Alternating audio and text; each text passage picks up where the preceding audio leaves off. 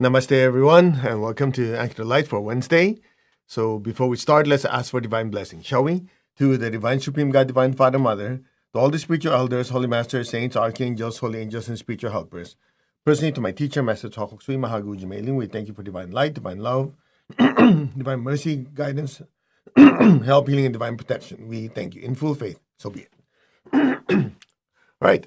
So, good morning, good afternoon, good evening, wherever you are. And as we do our Anchor Light meditation, as always, we try to put you in a certain routine or ritual, as people on the spiritual path want to call it. That way we can have continuous learning and growing. And so this morning, the lesson is quite simple. I just put it up there for you. Learning is like rowing. Not to advance is to drop back. It's basically a Chinese proverb that says, if you're not growing, you're backsliding. You know, some people say, well, I'm just going with the flow. I'm not doing anything. Whatever happens, happens. That's actually not acceptable. If you want to progress in any part of your life, you constantly have to be moving forward. Just imagine, this time is like a stream continuously going through. And so if you stood still, you're actually going backwards. And one of the things that we need to learn is if we're not learning, we're not growing, you're dead. Essentially, your life has no meaning. And so one of the things that we always tell people is, as we do our meditations, as we do our spiritual practice, we want to embed spiritual teachings in it. So at least on this front, you're growing. It's good to meditate. That way you learn. That way you experience the inner worlds, the spiritual world. Simultaneously, you have to be processing information. You're learning, you're growing, you're advancing. And so let's go back to the basics. In the, what do you call this? In the Tibetan tradition, they say when the body dies, the soul is liberated and free. Right? You heard that before. Or if you know someone who's been sick for a while and at some point they left their body, people who care for them would say, at least they're not suffering anymore, they're free. So I have a dumb question for you. If leaving the body is being free, the soul, which is pure energy and light, why is it so dumb that it will imprison itself in a body that gets sick, an emotional, mental body that could get confused and emotionally distraught, when it could just be flying around in the energy world, having a good old time? Because the soul is pure, comes from God, universal source, but not yet perfect. Okay? Very simple premise. That's why when people say, oh, I'm already perfect. Really? How come we got problems? How come we don't know everything? Obviously, we're not perfect. So on this pathway to perfection, you have to gather data. That gathering of data is the soul using the body to have a physical experience. It's just like a kid. Don't touch the hot stove. Well, if the kid doesn't listen, burns it, the kid will learn. So that's learning through physical experience with pleasure and pain. Now, the soul also is made of pure energy in order to experience feelings, what it's like to be loved, what it's like to be emotionally upset. All those requires a machine called the emotional body to experience feelings. So the soul uses this emotional body as a vehicle or an instrument to generate feelings as it interacts with other people and situations. Now the soul also utilizes a machine called the mental body to create data, thoughts, as it interacts with the world. So the soul is pure but not yet perfect, but on its way to perfection, it utilizes these three machines, the body, the emotions, and the thoughts, to be able to interact with this earthly life. And as we gather this data that is learned, we process it and we go, oh, I start to notice something. If I do something dumb, pain follows. If I do something good follows. Very interesting. And at some point, you start noticing a certain pattern. You remember? Pattern recognition. If I'm kind to people, there's a high tendency that people be kind to me. If I'm nasty to people, they're nasty to me. There must be a correlation there. And then you go, when I'm generous and I give money to charity, it seems like life is easier for me. It seems like I have more good luck. Very interesting. Oh, then you learn there's this thing called the law of karma. Not your opinion of karma, the law of karma. So let me put the whole thing together. So there's this law, just like law of thermodynamics, law of this, law of that. There's this thing called law of karma. That whatever I project out or throw out hits me back. And whatever I throw out hits me back multiplied. Okay. So how do I utilize this law that's already there to have a better life? Let me think. Okay, whatever I don't want to hit me, let me not throw it out. So if I don't want people to steal from me, I should not steal from other people. Very interesting. And whatever I want to hit me, I give it more. So if I want to be prosperous, I give more money to charity. If I want to be happy, I make other people happier. Now some of you are already going, ding, ding, ding, ding. Your BS alarm already turned on. You go, wait, you're telling me you're giving in order to receive? There's an ulterior motive?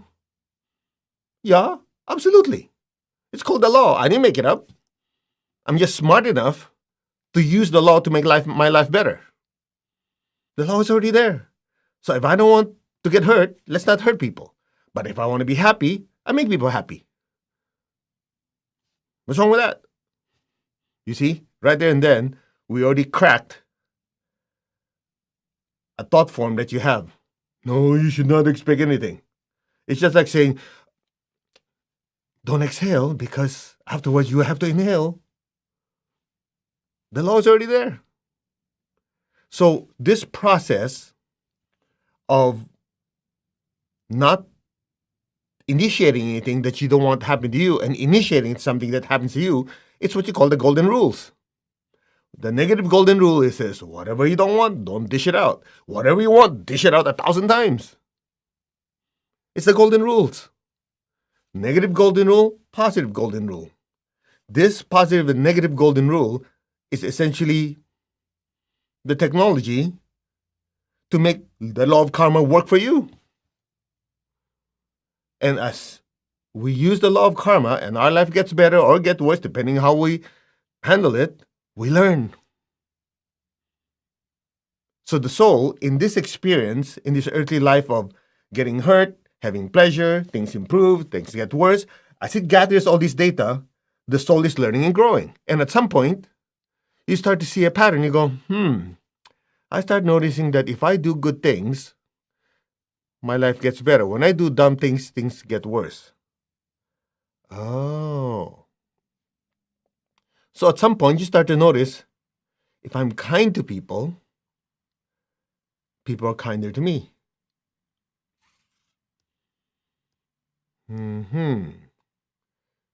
So that said, how you measure a person's spiritual evolution development is not how many books they've read, how many mantras they've chanted, how many verses they can quote, or what is their title in their name, but good character. Good character is the number one way you know if somebody's spiritually evolved. Not because they're a saint, they're so loving, no, because by trial and error, they've noticed over a period of time, whatever stupid things I do to other people hits me back. So let's not do that. Whatever good things I do to other people, it comes back to me also more. Let's do that. So at some point, the pattern hits you, go, do this, don't do this, do this. At some point, the do this becomes so strong that you start being kind to people because you realize whatever you do to others, it will be done to you. That's talking about the law of karma minus any religion or dogma. That's that. It is that simple. So, learning is like rowing.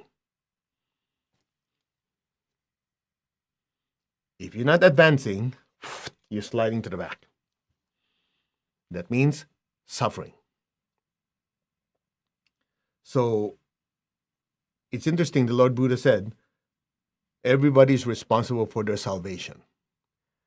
Now, I know some of you, just like me with Judeo-Christian background, start going crazy. Oh, no, I have to be saved. Okay, let's put that aside for a second. Let's talk about the context of what the Lord Buddha said about salvation. You see, context is so critical because without context, anybody could take anything anybody said and twist it to their advantage. I mean, how many times have you heard people use verses from holy books, screw around with it, and hurt people? So context is important. So when the Lord Buddha said everyone is responsible for their salvation, the first question you have to ask is, save yourself from what? It's very simple. From the wants, needs, and attachments, not of the soul, but of the body, the emotions, and thoughts. The body naturally wants to have pleasure. It wants food, wants sleep, wants sex, wants everything that's pleasurable. The emotion wants drama. I try watching a movie where it's positive from start to finish. Nobody go watch it. How about if it's sad from start to finish? Nobody watch it. The emotions need what?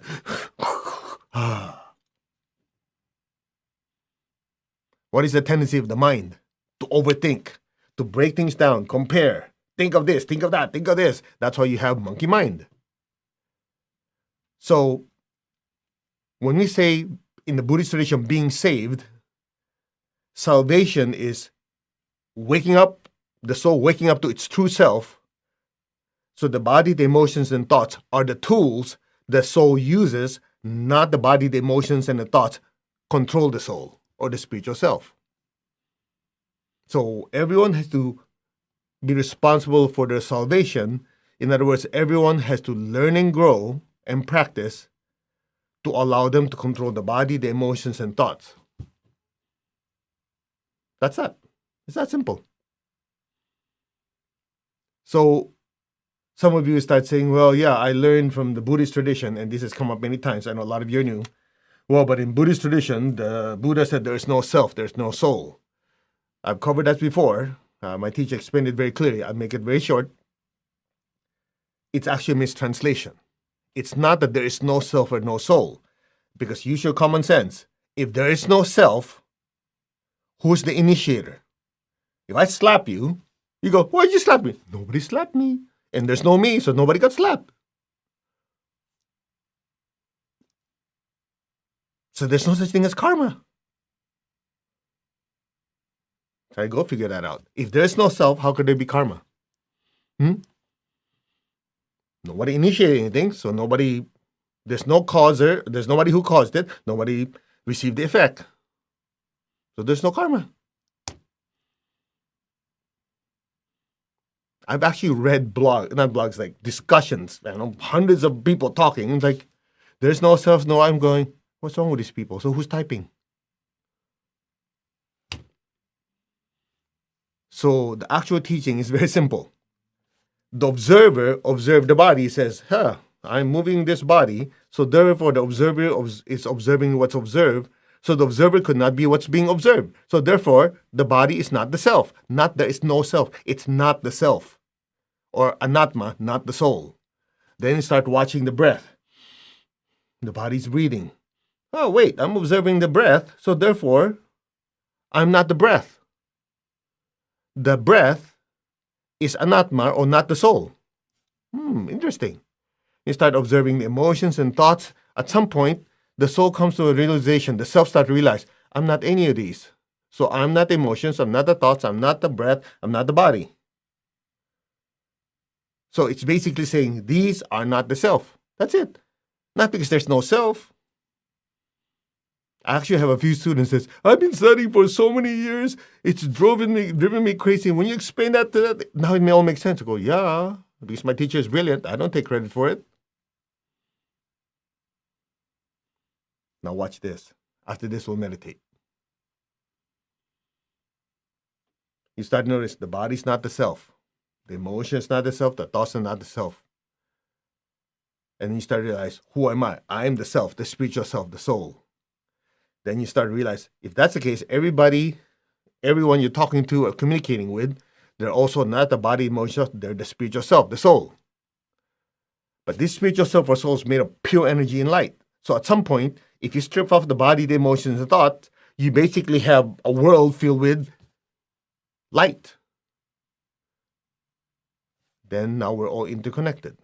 And as this soul, that spiritual self, uses the body, emotions, and thoughts, then you start to realize, oh, we're all interconnected. Because of this interconnection, whatever I do to you, I'm doing to myself because we're connected. If I slap you or initiate something positive or negative, it will eventually hit me because we're connected. So that oneness is the reason there's karma. So if there's no self, there's no karma. But if there's a self, but that self is not the physical, emotional, mental self, but the spiritual self, and that spiritual self is all interconnected, that's what you call oneness, then there's karma because whatever I do to others will eventually affect me. I think you guys better watch this video over and over again so you understand what we just shared with you. That's that. So when you do the meditation twin hearts, when you do certain meditations over and over again, you will notice that when we meditate, 90-some% of the meditation, we bless the earth, right?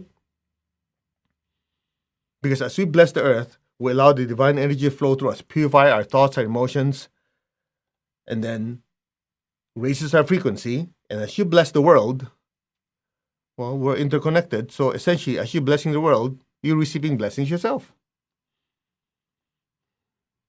So you don't have to waste your time trying to figure, well, I should not use my time blessing the world with help. I should love myself first. No, because we're all interconnected. As you love other people, you're loving yourself.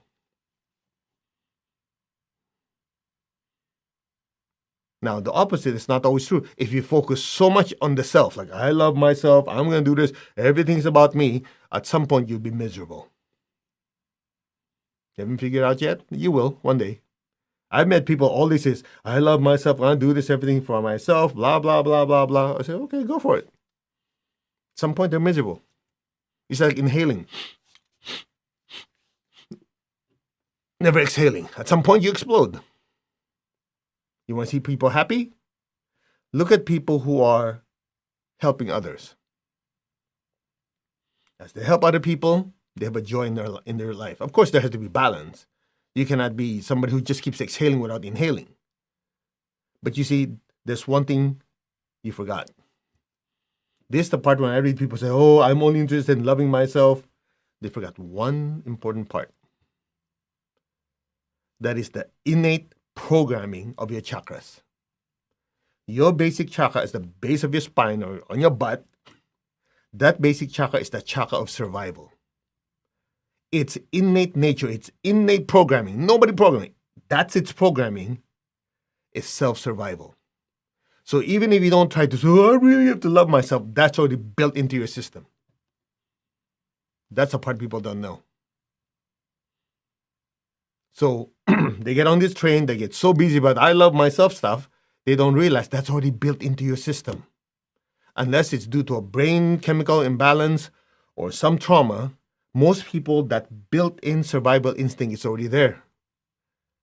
So the key is not to say, I love myself so much. If you just simply clean out your basic chakra, remove obstructing thought forms out of your basic chakra spins faster, your natural self-survival instinct wakes up, and in addition to that, you become more prosperous. Money gets attracted to you. What else do you want? That's the shortcut. Anyway, I think I've said too much already. We're supposed to be meditating. But the nice thing about diving deep into these spiritual teachings, you learn, you grow, and at some point you realize there is no other choice. We have to learn, we have to grow.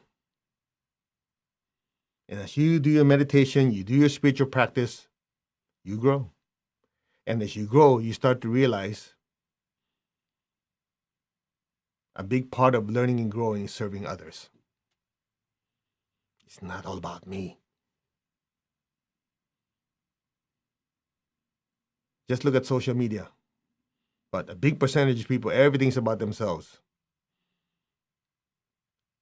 And at some point, if they don't get the validation from other people, they go crazy. You notice that? The beautiful thing about this is this. If everyone to just take 1 minute of every day, just 1 minute, 60 seconds, to be able to experience that silence, that they're not the body and emotions and thoughts, and just meditate on that silence and that stillness, they get to observe and realize who they really are. That's that. It's that simple. Just 1 minute. Try it. Well, we do that 6 times a week already in Anchor the Light, right? So you start noticing you become less reactive to other people. You get to observe. The ability to observe gives you also the ability to choose. Write it down. The ability to observe what is going on internally and externally gives you the ability to choose how you move your body, what to feel, and what you think. What not to do and what to do. And in the process, guess what? You learn and grow. So, just to finish it off, and then we'll do our meditation, just to reiterate. Learning is growing, not to advance, is to drop back. Very simple, direct to the point. Always be learning and growing. Let's meditate. Put your hand like this. I am that. I'm not the body, I'm not the emotion or the thoughts, I am the soul. I am a spiritual being of divine intelligence to regulate my mind, a spiritual being of divine love to regulate my feelings, a spiritual being of divine power to regulate the actions and movements of this body. I am that, the soul that I am. Just be still. I am the thinker, feeler, and mover. I am that, the soul, the spiritual self. Now just be still. Meditate on who you are. Just practice stillness and realize who you really are.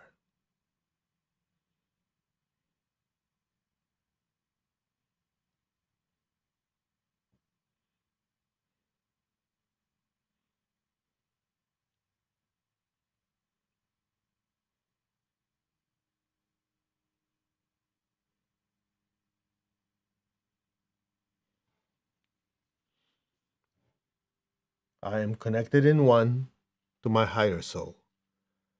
I am connected in one to the divine spirit in me. I am a child of God. We're still growing and learning, evolving.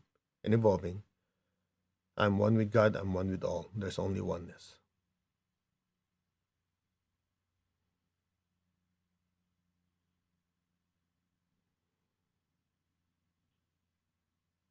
Just be still.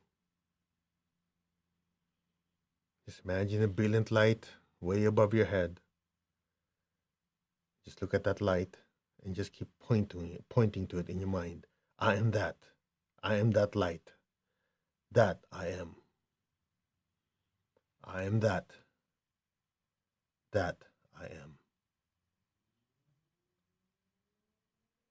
I am that light. That I am. Just be still.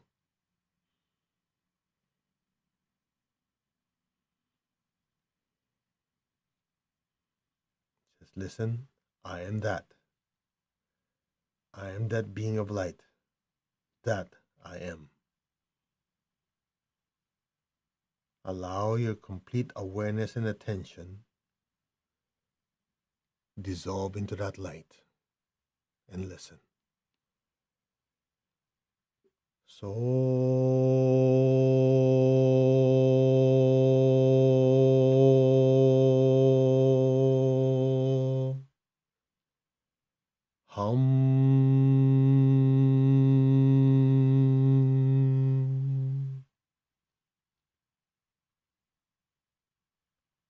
So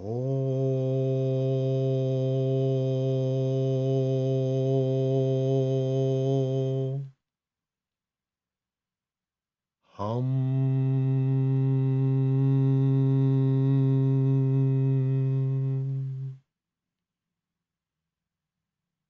Allow your awareness to just drift into that light deeper and deeper.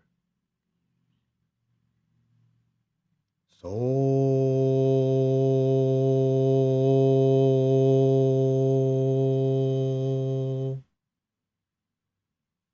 hum.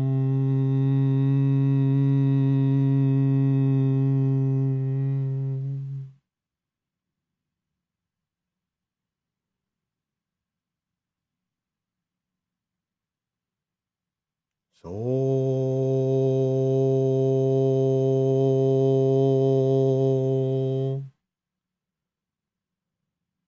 hum.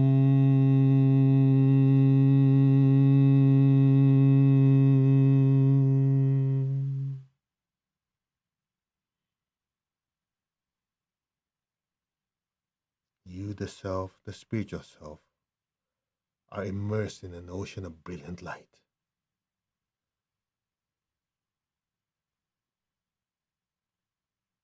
So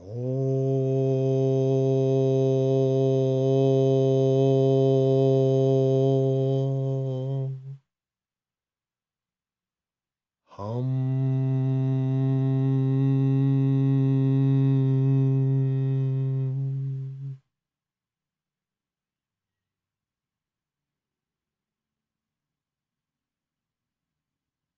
You, the soul, are swimming in an ocean of divine love.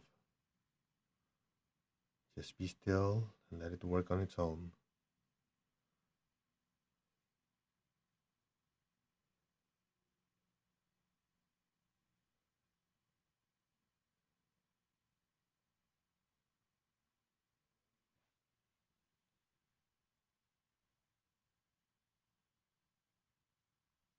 So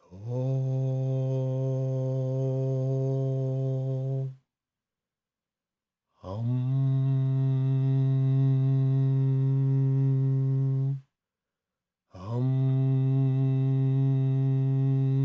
So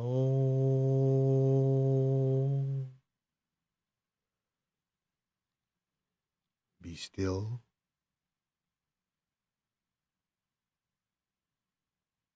Be aware of the inner stillness, the inner peace, the nothingness.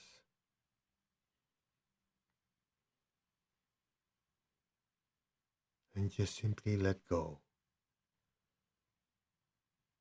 and let things be. Now, let go.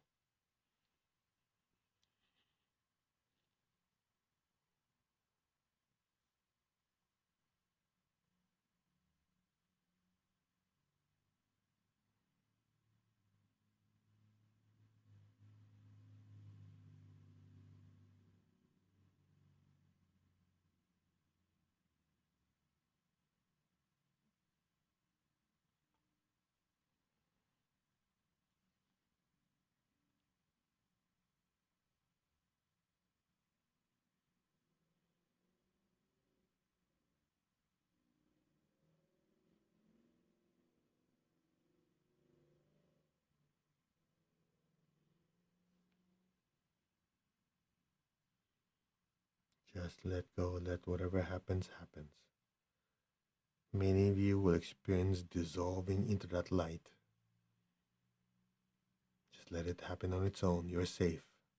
Let go.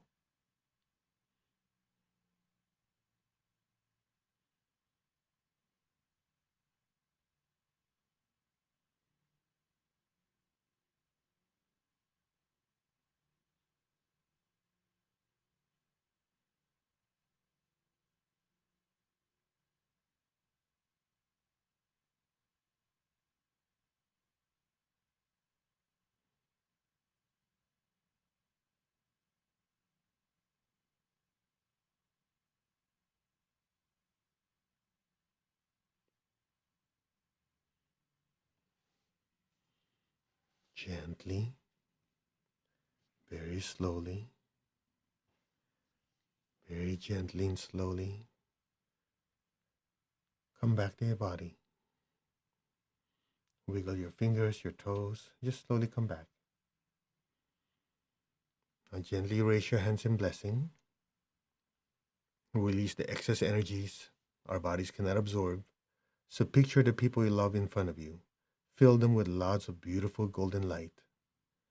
May all of them be blessed with good health, with happiness, with abundance and prosperity, and with spirituality. So be it. All the people you love, fill them with beautiful golden light. Fill their hearts, their mind, their souls, their bodies with beautiful golden light. So be it. Now be aware of your feet and the base of your spine. Put your golden light down deep into the earth. Fill Mother Earth below you with golden light. Let our beloved Mother Earth be blessed with divine light, divine love, and divine power. Let our beloved Mother Earth be healed, regenerated, and revitalized. Blessings be to Mother Earth. So be it, and so it is.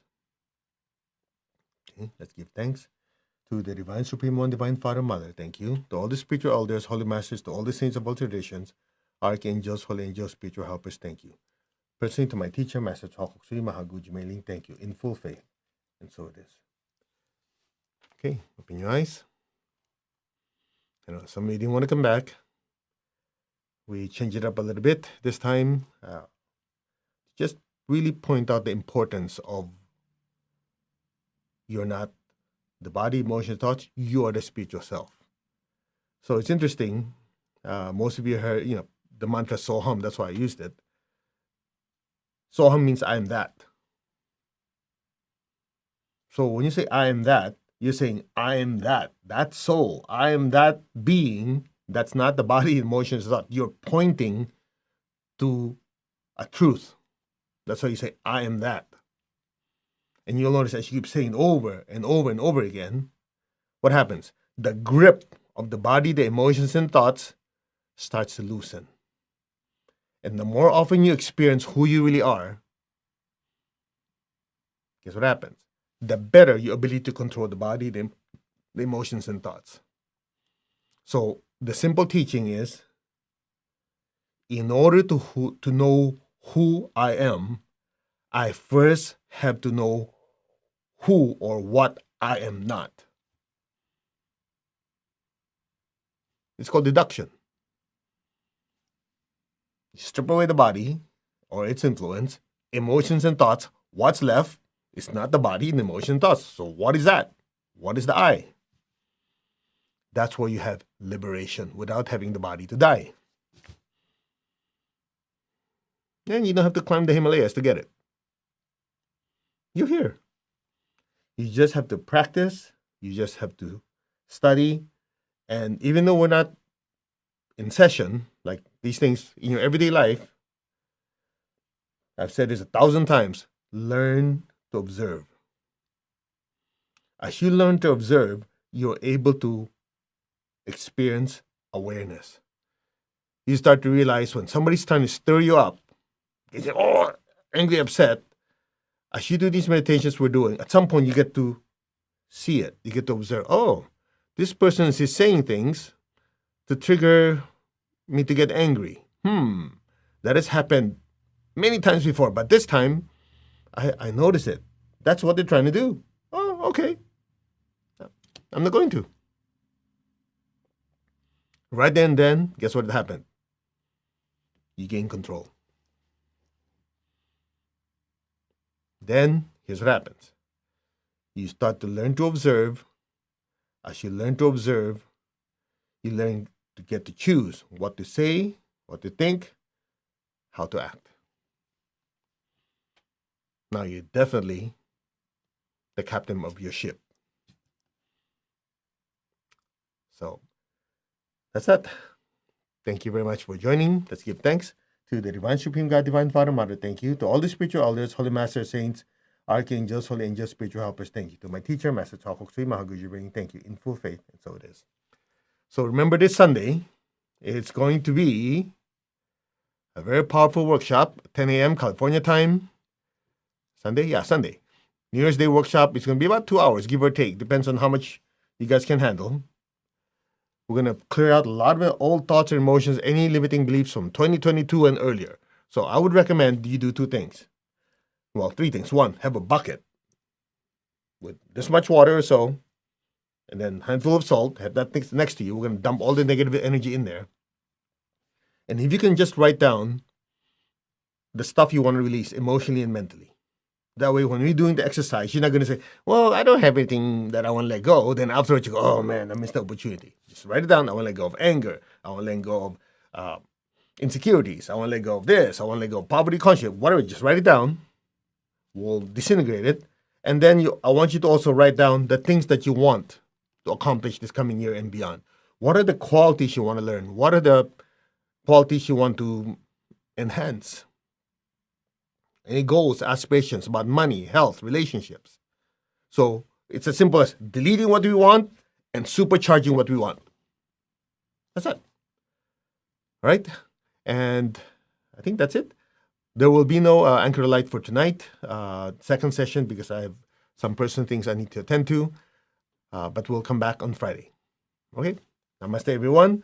You take good care, and we will see you Friday morning. God bless.